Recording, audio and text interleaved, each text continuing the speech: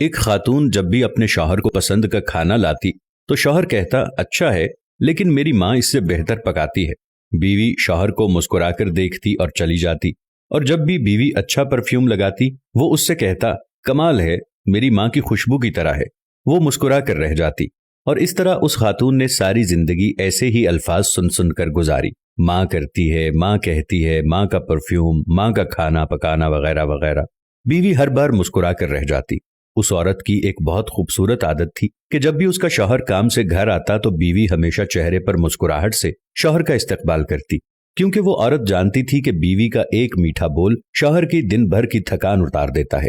اس لیے وہ جب بھی اس کا خاوند گھر آتا وہ شکوے شکایت کی بجائے چہرے پر مسکراہٹ سے استقبال کرتی، کیونکہ وہ اپنی بیوی اور بچوں کی خاطر دن بھر خون پسینہ ایک کر کے آ رہا ہے۔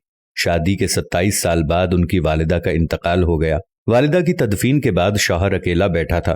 اس کی بیوی اس کی آزمائش میں اسے تسلی دینے لگی تو اس نے اس سے کہا اب تمہارا کھانا پکانا میری ماں کے پکانے جیسا ہو گیا ہے، اور تمہاری باتیں میری ماں کی طرح ہیں، اور تمہاری ہنسی اور تمہاری خوشبو بھی میری ماں جیسی ہو گئی ہے۔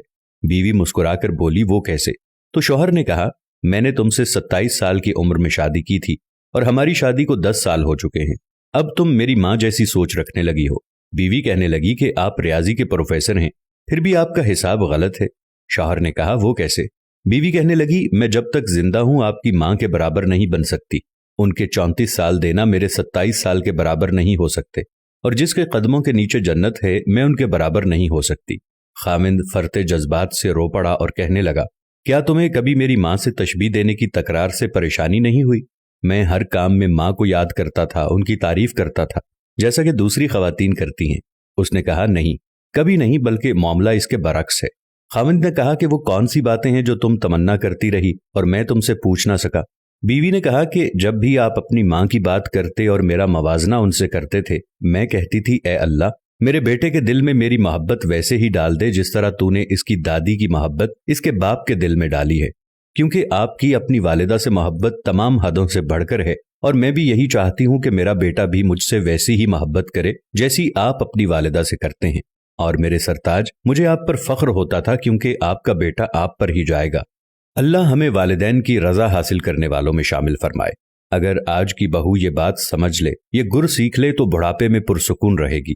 آج کسی کے بیٹے پر قبضہ جمانے کی کوشش کل اپنے بیٹے کو ہاتھوں سے نکال دے گی، کیونکہ یہ دنیا مکافات عمل کا نام ہے۔ آج کسی کی راہ میں تم پتھر رکھو گے تو آنے والا وقت تمہاری راہ میں پہاڑ بن جائے گا۔ مائیں راتوں کو جاگ کر بچوں کے لیے اپنا آرام سب کچھ قربان کر دیتی ہیں، اور باپ اپنے بیٹے اور اس کی ماں کے اخراجات پورے کرنے کے لیے دن بھر محنت و مزدوری کرتا ہے۔ اگر اللہ تعالیٰ نے والدین کے دل میں ان کی اولاد کے لیے بے پناہ محبت اور ایثار کا جذبہ نہ رکھا ہوتا تو یقیناً بچے کی صحیح معنوں میں پرورش اور تربیت نہ ہو پاتی۔ اب اگر یہی بچہ بڑا ہو کے اپنے والدین کو بڑھاپے کی حالت میں بے یار و مددگار چھوڑ دے، ان کے ساتھ حسن سلوک سے پیش نہ آئے، ان کی گستاخی و بے ادبی کرے، تو اس سے زیادہ بے انصافی اور ظلم کیا ہو سکتا ہے؟ اللہ تعالیٰ ہم سب پر رحم فرمائیں اور آپ سب پر خصوصی کرم فرمائیں۔ جن کے والدین زندہ ہیں ان کو اللہ لمبی عمر عطا فرمائے۔ امید کرتے ہیں آپ کو ہماری آج کی ویڈیو بھی ضرور پسند آئی ہوگی۔